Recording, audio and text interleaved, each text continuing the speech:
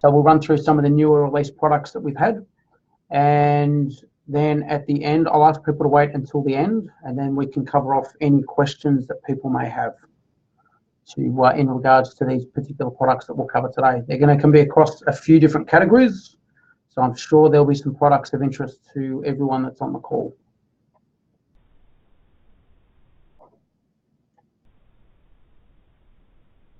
So a quick bit of an overview about Grandstream. I like to do this one just at the start of every call so that everyone can have a little bit of an understanding. Some of you may have seen this before in past presentations. For those that haven't, it'll give you an overview. So Grandstream is a business. We were founded in 2002. We have over 600 employees. Now, more than 50% of those people are involved in R&D and product design, so very heavily skewed towards the product design side of our business. And the reason for that is we design and manufacture all our own products.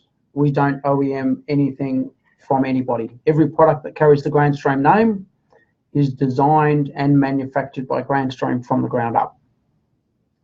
As you can see, our product portfolio, it's well over 40 products now, but we cover products such as business conferencing, so that can be both audio and video conferencing, IP phones, which I'm sure most of you are familiar with, gateways and ATAs, which is where our business commenced from back in 2002, networking devices, that's one of our newer categories, that's when we moved into Wi-Fi, surveillance and facility access systems, so that is our camera range and also our door intercoms, and then obviously the IP PBXs, which some people refer to as the secret sauce, or what brings the whole solution together in the middle.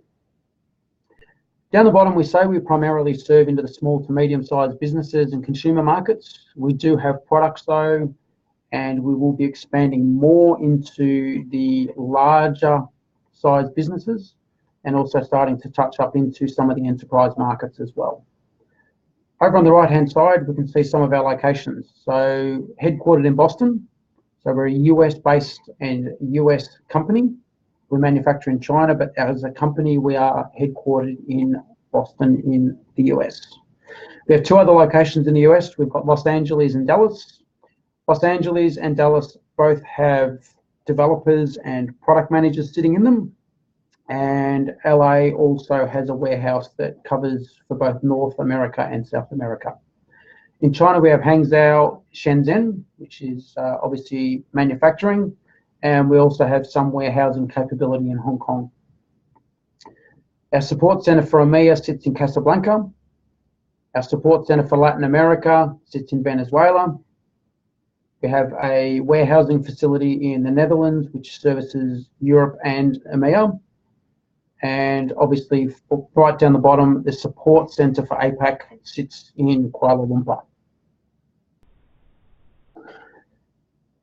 I put this slide up just to give people a little bit of an idea of some of the awards that the business has won, and these are all reasonably current and reasonably recent. But the reason I do is there's names up there that I'm sure everyone's familiar with. Deloitte Technology Fast 50, Frost & Sullivan, everyone would have heard of. TMC Labs, WebRTC World, which was for our IP Video Talk our IP Video Talk video conferencing platform. And this slide here just gives a very brief pictorial image of the product categories that we cover across in the Grandstream portfolio. So it gives you a little bit of an idea of what sits under each category.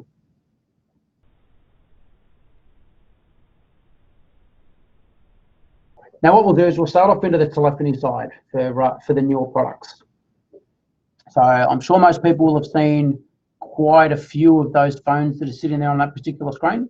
So obviously the standard IP phones, the video phones, the decked phones, the Wi-Fi cordless phones that we've moved into. Our newest category in phones is what we class as our carrier-grade IP phones, or the GRP 2600 series. So these phones are typically designed for mass deployment. They have a new overall chassis design, a redesigned user interface. They share a common version of firmware across every phone within the series. And there are models which include things such as Wi-Fi support, dual LCD screens, and we have phones in there that on the handset themselves will have support for up to 16 lines.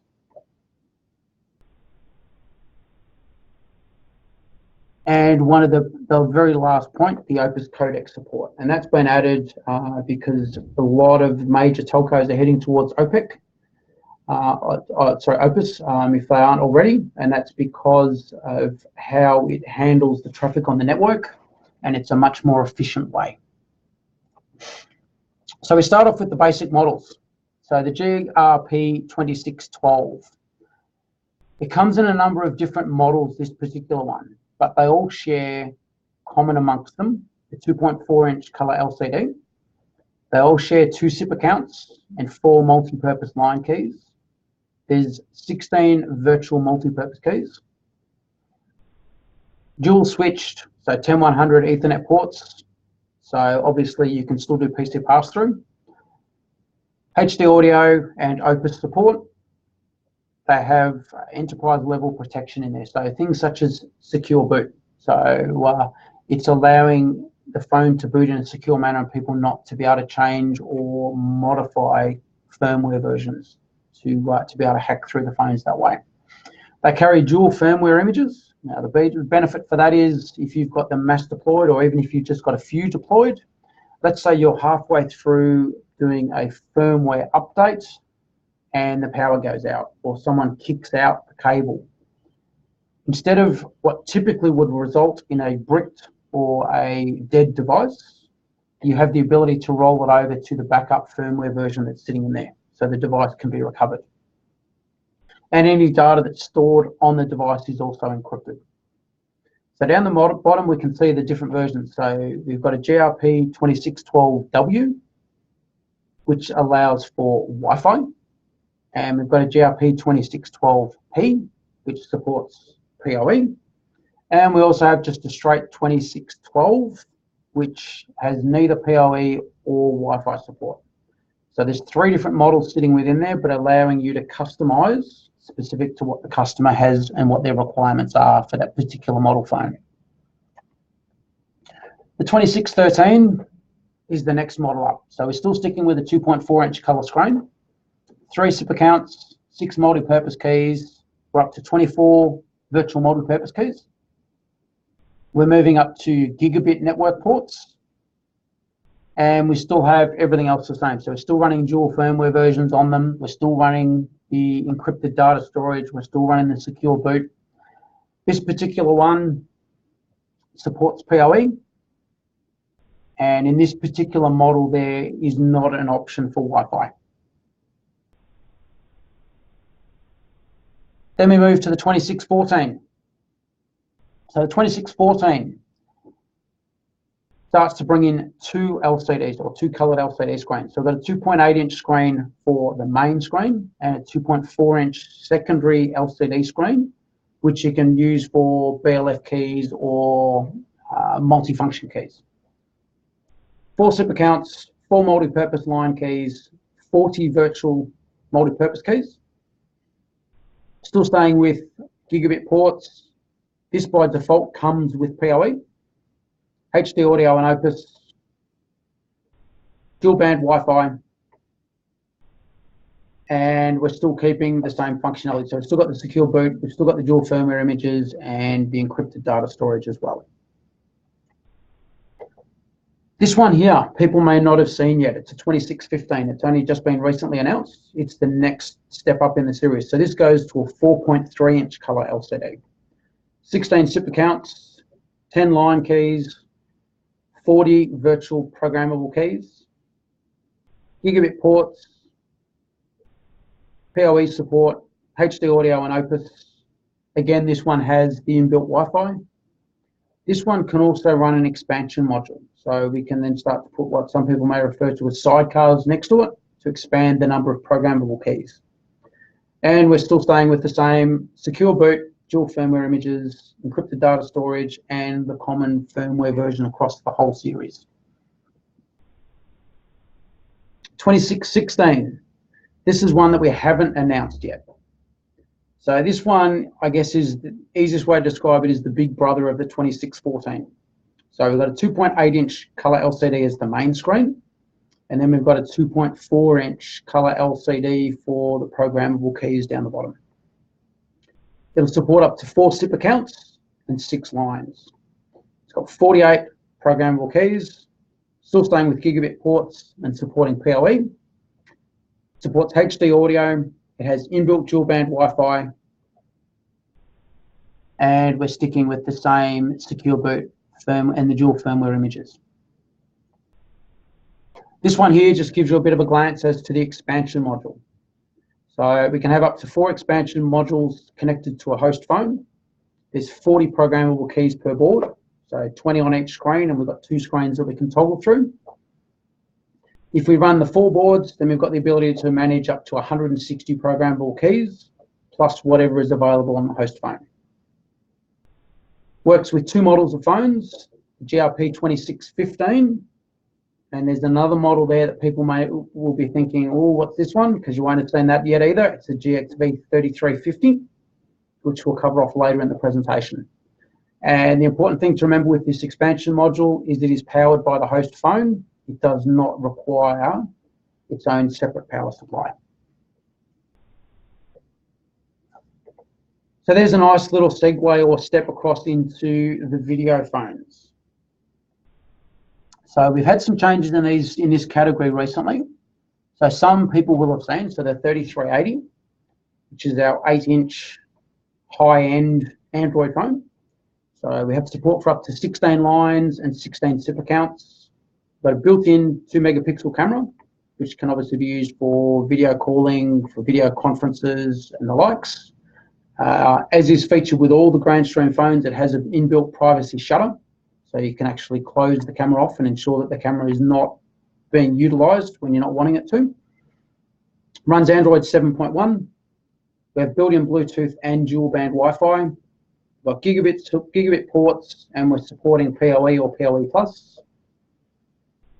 We have dual mic setup, so we can actually do some echo cancellation. So when you're using speakerphone, we've got a microphone on the front and also one on the back, which we're using to cancel out some of the echo and the ambient noise. We've got an 8-inch capacitive 10-point touchscreen. And as we can see down the bottom, from a conferencing point of view, we can support 7-way audio conferencing and 3-way video conferencing straight out of the box. This is the model I mentioned before, the 3350. So this model will, in time, replace our 3240. So we've gone for a redesigned chassis. Part of that is we've gone up to a 5-inch screen, and that's to suit most of the Android applications that are in the market now. So this particular one supports 16 lines, 16 SIP accounts. We've got a built-in 1-megapixel camera, again with the privacy shutter. Running Android 7, built-in Bluetooth and dual band Wi-Fi. We've got gigabit ports with PoE and PoE+ support. We've got the same same dual microphones in there, so we can do the echo cancellation and noise cancellation. We've got a 5-inch capacitive touchscreen.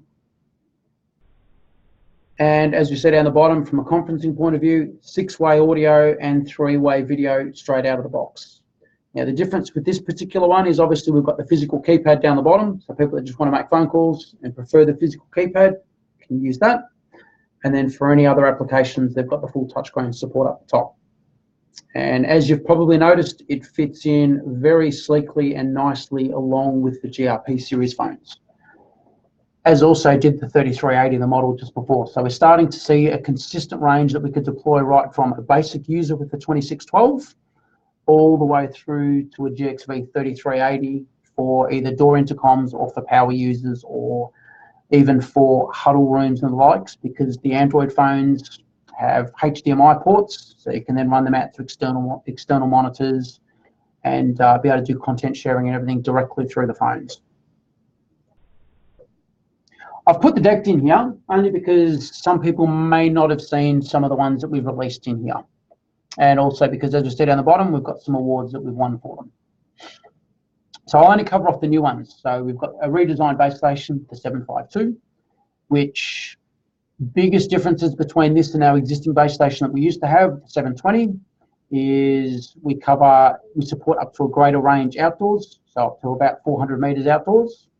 And this particular base station will also support push-to-talk functionality with the two newer models of deck phones, which is the 722 and the 730, sorry. So the 730 is what we class as our high-end decked wireless phone. So we've got a 2.4-inch colour screen, supports up to 10 lines, we've got HD audio, we've got the headset jack and speakerphone. We've got up to 40 hours talk time and 500 hours standby time. Now that's because we're using a 1500 milliamp lithium ion battery in this one. So it shares basically the same chassis design as our Wi-Fi cordless phone and shares the same 1500 milliamp battery. As we can see with the antenna, we can support up to around the 400 meters outdoors and 50 meters indoors. We can still support all the features such as hold, transfer, call parking, music on hold, and the likes. And we have 3 dedicated soft keys below the screen, which are obviously programmable. We have 2 volume keys on the side, and then we have a programmable key on the side, which is in line with the 3 buttons under the screen. That particular one can be used for push to talk or a duress button. The 722, we class this as our mid-tier decked wireless phone. So this sits above the DP720. We've got a 1.8-inch colour screen, still supports up to 10 lines. Got the same HD audio, integrated headset jack and the inbuilt speakerphone. This particular one, we're still using NiCad batteries. So we're getting around the typical 20-hour talk time and 250-hour standby time.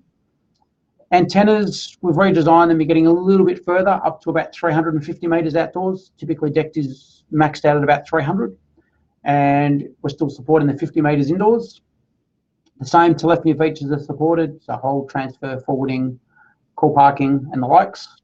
And we have 2 configurable soft keys below the screen. And we also have the option for the push to talk as well as the duress button.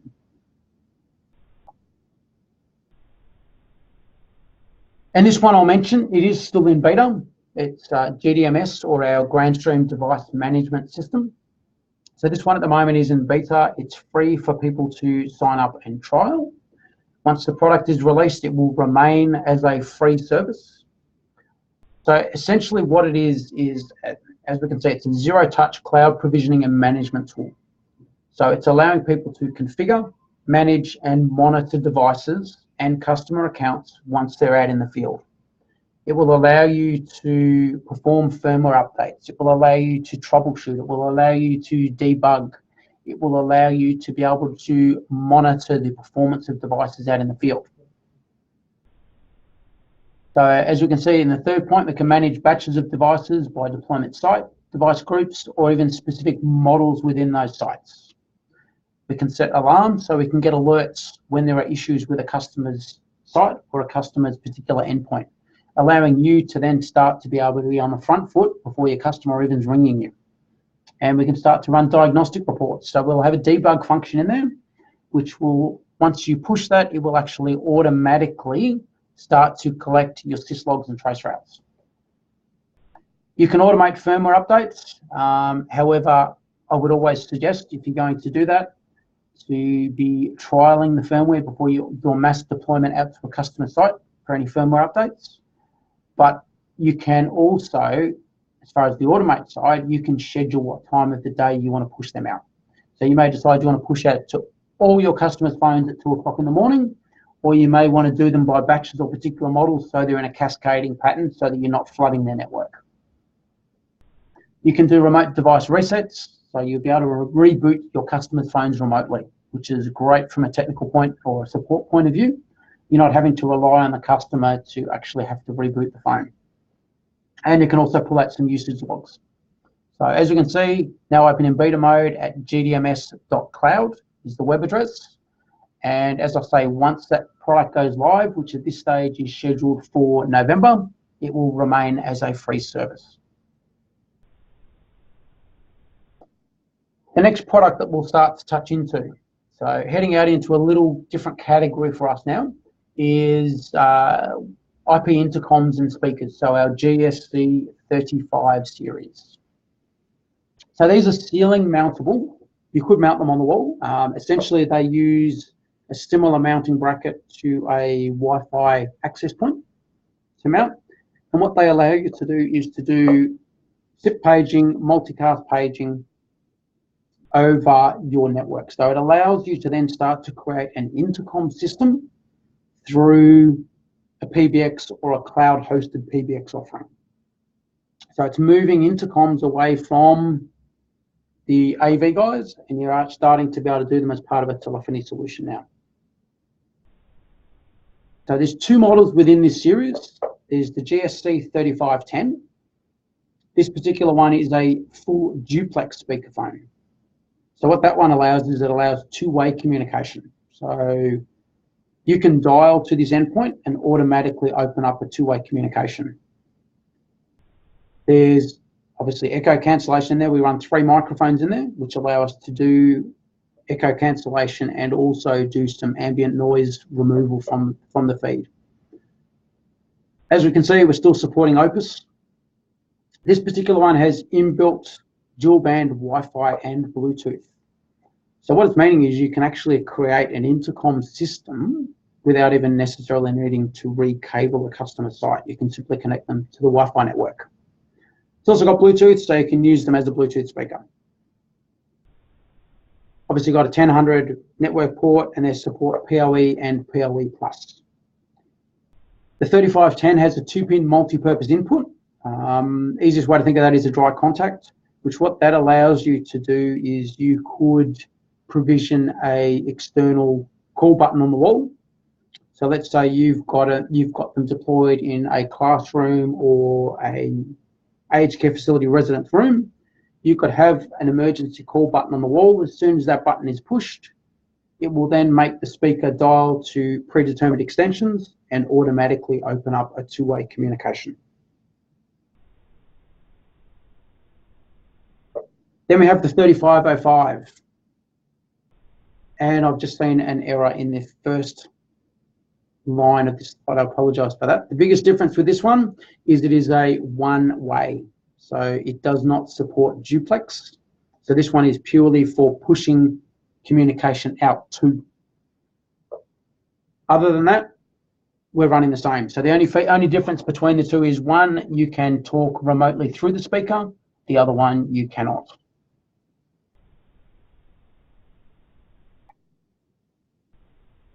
I've put our gateways in here because one that I will touch on to, which is probably people are starting to see a little bit more of, is the Isdn Gateway. So obviously with the Isdn changes that are coming. Now the main reason that people would be looking at this, let's say you have a customer that has an Isdn based PBX, which hasn't reached the end of its life. This will allow you to use the Isdn interface on the gateway to connect to the customer's PBX. And then obviously through the gateway, you can then run in your traditional SIP trunks, convert them across to SIP. And then once their PBX reaches end of life, you can then just do a full swap out for the customer. So there's 3 models. There's a 4501, a 4502, and a 4504. The only difference between them is how many ports they have. So the 4501 has 1 port, 4502 has 2 ports, and 4504 has 4 ports. So as you can see, the third point down, concurrently they will support either 30, 60 or 120 calls based on which version of the gateway and how many Isdn connection channels they have running in.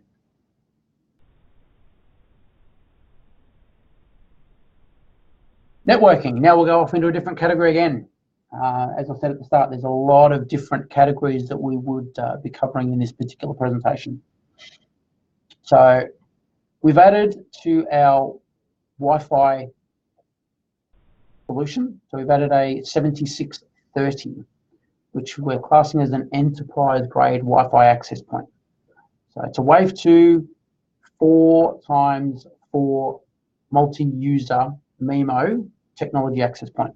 So essentially, the differences between our access points, you're going to be looking at The two biggest deciding factors as to which access point you would go with is how many people does the customer want to connect, and is speed more important or the number of people connecting more important? That will be your biggest deciding factor. So if you need more people connecting, your speeds will be slightly slower. If you need faster speeds, you'll be able to have slightly fewer people connecting. So this particular one here will have up to 2.3 gigabits a second wireless throughput. It'll support 200 concurrent Wi-Fi devices, up to about 175 meter coverage range. Like all our access points, it's got anti-hacking secure boot. And we also lock that down and lock the firmware down via digital signatures. So if that firmware becomes compromised when the access point powers up, it will not power up the Wi-Fi radio within the access point. Like all our other access points, we have an embedded controller that can manage up to 50 access points.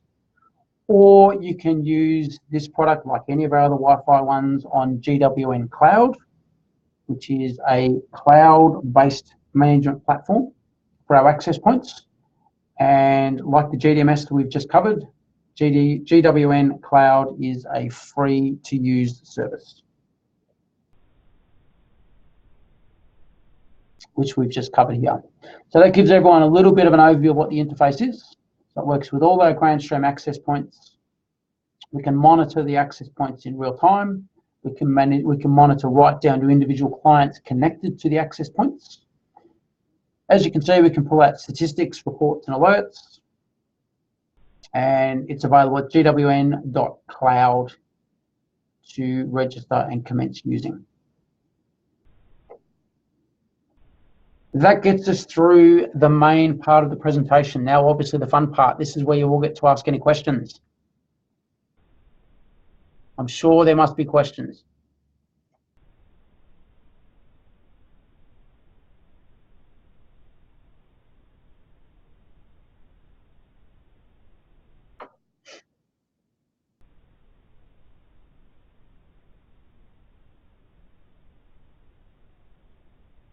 So for this particular webinar, what I'll get people to do is I'll actually get people to type their questions in.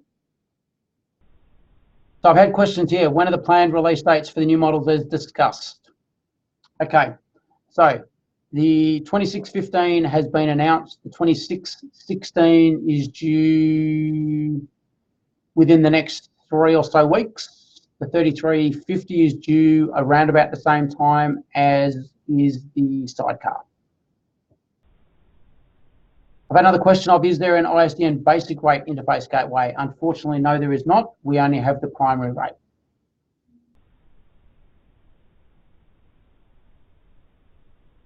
I've had a question of, is a phone book function coming to GDMS? I'm not quite sure what you're looking for in the phone book function around that. If that particular person can clarify a little bit more. Next question is, I assume the IPPA units can be an extension of a UCM services device? Absolutely. So they are a SIP endpoint, so you can put them onto any SIP-based PBX. You configure them straight in as a standard SIP endpoint, so no difference to anything else that you would do for any other phone. Adding contacts directly to phone book to then sync by phone for GDMS, especially for hosted PBX solutions. Okay, from what I believe, that will be in the official release of GDMS. Bearing in mind it is in a beta mode at the moment, it does not have all the functionality currently added to it. So I believe that that is a function that will be added into the full live version of it.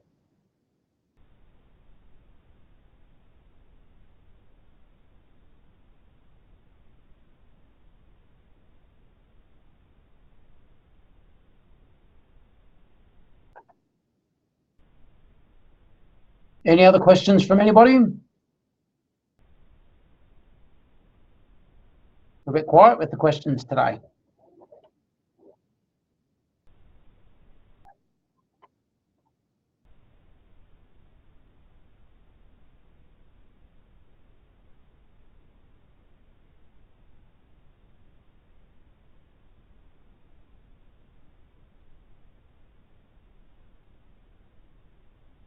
No further questions?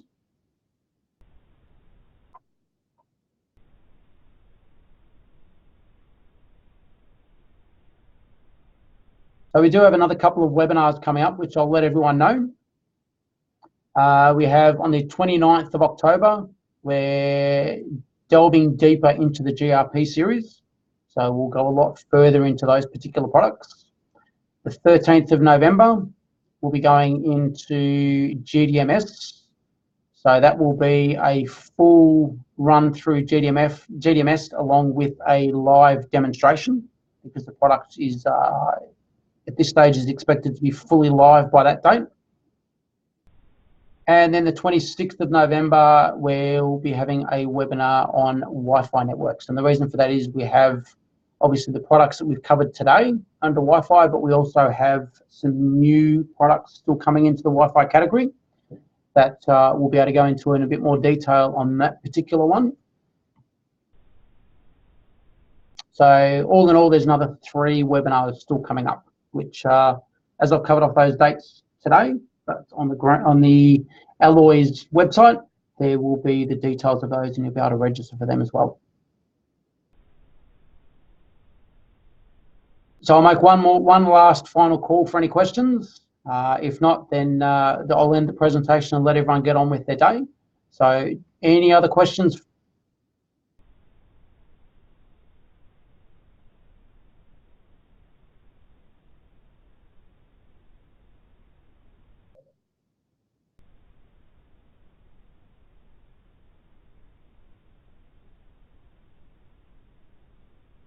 No other questions? Okay, so we had a nice quick webinar today. We got through it a little bit quicker than what we'd scheduled, so I'm sure everyone's a little bit appreciative of that. And enjoy the rest of your day, everyone, and look forward to seeing you all on the next webinar. Thank you.